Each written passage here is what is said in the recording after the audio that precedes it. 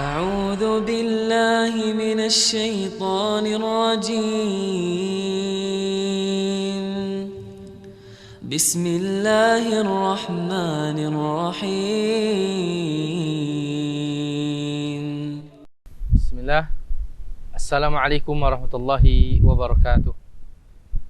Saudara-saudaraku kaum muslimin yang dirahmati oleh Allah Azza wa Jalla, alhamdulillah, segala puji hanya untuk Allah Subhanahu wa taala yang telah memberikan kita begitu banyak kenikmatan sampai saat ini.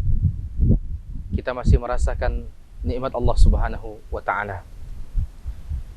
Saudara-saudaraku kaum muslimin dimanapun antum berada, salawat dan salam semoga tetap tercurahkan kepada Nabi kita Nabi Muhammad sallallahu alaihi wasallam, kepada keluarga beliau, sahabat dan para pengikutnya sampai akhir zaman. Saudara-saudaraku yang dirahmati oleh Allah Azza wa Jalla yang menyaksikan Risalah Hati dimanapun antum berada, pada kesempatan kali ini kita akan membahas sebuah tema yang sangat penting bagi setiap pemuda dan pemudi untuk memperhatikan masalah tersebut, yaitu berbakti kepada kedua orang tua. Saudara-saudaraku kaum muslimin yang sedang menyaksikan Risalah Hati dimanapun antum berada, berbakti kepada kedua orang tua adalah perintah Allah Subhanahu wa taala, di mana berbakti kepada kedua orang tua memiliki kedudukan yang tinggi dalam perintah beragama kita kepada Allah Azza wa Jalla. Sehingga Allah Subhanahu wa taala menyandingkan antara perintah beribadah kepada Allah Subhanahu wa taala dengan perintah kepada berbakti kepada kedua orang tua. Allah Subhanahu wa taala firman, "Wa qada rabbuka alla ta'budu illa iyyah wa bil walidaini ihsana." Saudara-saudaraku kaum muslimin yang menyaksikan Risalah Hati dimanapun antum berada, bahwasanya berbakti kepada orang tua itu bukan menunggu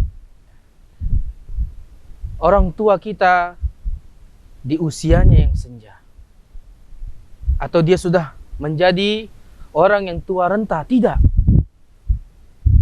Ketika kita mendapati kedua orang tua kita masih hidup, masih segar, sampai di masa tuanya, perintah berbakti tetap harus kita lakukan.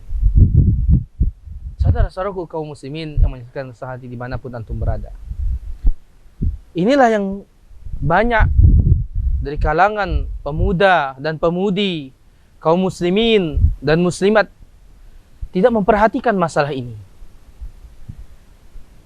Ia meyakini berbakti kepada orang tua itu tatkala orang tuanya sedang kesusahan. Tidak. Wallahi jamaah sekalian, berbakti kepada kedua orang tua merupakan perintah Allah Azza wa Jalla. Selama orang tua kita masih hidup dan kita mendapatinya, terlebih-lebih di masa tuanya, maka hendaknya kita memperhatikan untuk senantiasa berbakti kepada orang tua.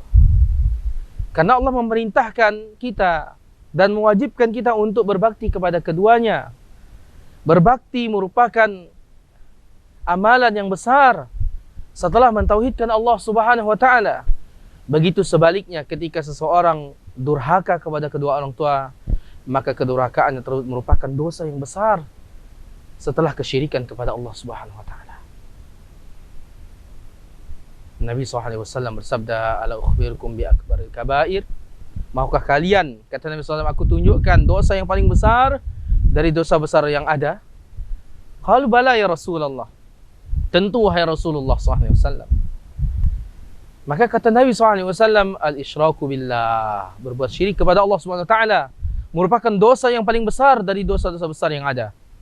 Kemudian kata Nabi SAW, wa uququl walidain, durhaka kepada kedua orang tua merupakan dosa besar.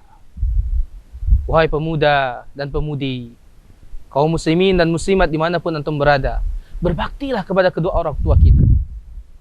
Senantiasa untuk kita menyayangi mereka, berkata yang baik, tutur kata yang lemah lembut kepada keduanya, merupakan perintah Allah Subhanahu wa taala.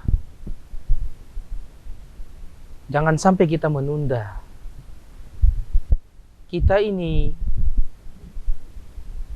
ingin sekali masuk surga.